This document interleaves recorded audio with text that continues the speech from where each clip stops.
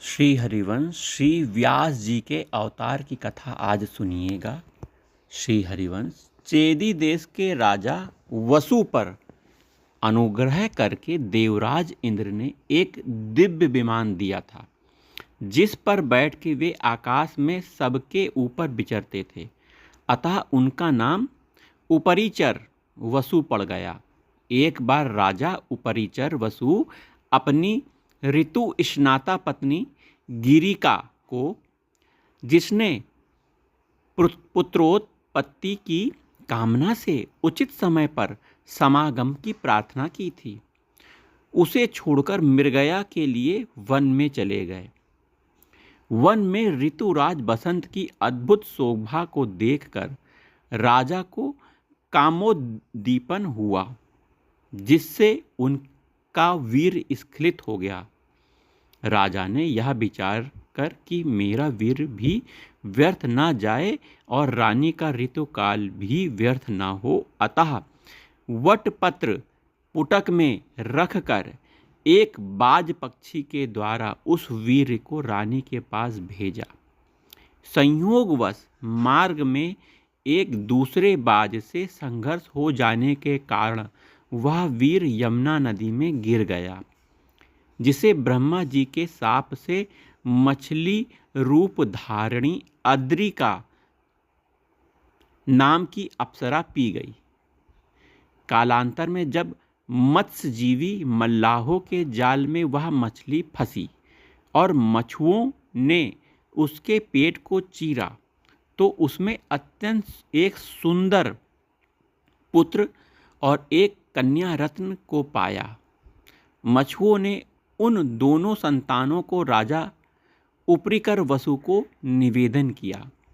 राजा ने पुत्र तो स्वयं ले लिया और आगे चलकर मत्स्य नामक बड़ा धर्मात्मा राजा हुआ। पुत्र जो हुआ था, कन्या के शरीर से मछली की गंध आती थी, अतः उसे दासराज नामक मल्लाह को सौंप दिया। वह रूप के साथ साथ सत्य से युक्त थी, अतः उसका नाम सत्यवती पड़ा। एक बार तीर्थ यात्रा के उद्देश्य से विचरने वाले महर्षि पराशर ने उसे देखा, तो शुभ संयोग देखकर बुद्धिमान पराशर ने उसके साथ समागम की इच्छा प्रकट की। सत्यवती के साथ सत्यवती ने संकुचित होकर अपने कन्यात्व के दूषित होने, दिन होने के कारण नदी के आर पार दोनों तटों पर उपस्थित लोगों द्वारा देखे जाने तथा अपने शरीर से मछली की सी दुर्गंध निकलने की बात कही पराशर ऋषि से। समर्थ ऋषि ने तीनों कठिनाइयों को तत्काल दूर कर दिया। आशीर्वाद दिया कि तुम्हारा कन्या भाव सुरक्षित रहेगा। शरीर से सुंदर सुगंधी निकलने लगी, जो 1 योजन तक फैलेगी, और कोहरा की सृष्टि कर चारों ओर अंधेरा कर दिया। कोहरा कर दिया मतलब। तब तो वरदान पाकर प्रसन्न हुई सत्यवती ने उस अद्भुत कर्मा महर्षि पराशर के साथ समागम किया। तत्काल ही एक शिशु को जन्म दिया। तत्काल यही शिशु पराशर जी से उत्पन्न होने से, पराशर्य यमुना जी के द्वीप में उत्पन्न होने से द्वैपायन, जल से घिरा हुआ भूभाग द्वैपायन, ठीक है। वेदों का व्यास मतलब विस्तार करने से वेद व्यास नाम से विख्यात हुए।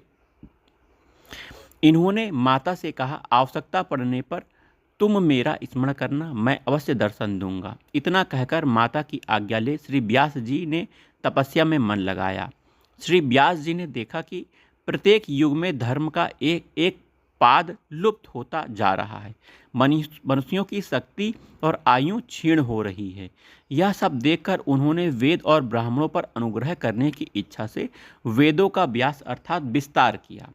वेद में सबका अधिकार न होने से सर्वसाधारण को वेद तात्पर्य सुलभ कराने की दृष्टि से और अपने 5वें वेद तुल्य महाभारत, जो कि इतिहास ग्रंथ है, की रचना की। फिर वेदों का अर्थ स्पष्ट करने के लिए महापुराणों की रचना की। परंतु मन में जैसी शांति चाहिए वैसी शांति व्यास जी को नहीं मिली। अपने को अकृतार्थ सा मानकर खिन्नता को प्राप्त श्री व्यास जी ने देवर्षि नारद जी की प्रेरणा से श्रीमद् भागवत महापुराण की रचना कर परम विश्राम को प्राप्त किया।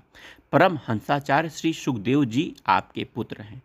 तो आज श्री व्यास जी के प्रकट होने की कथा आपने सुनी।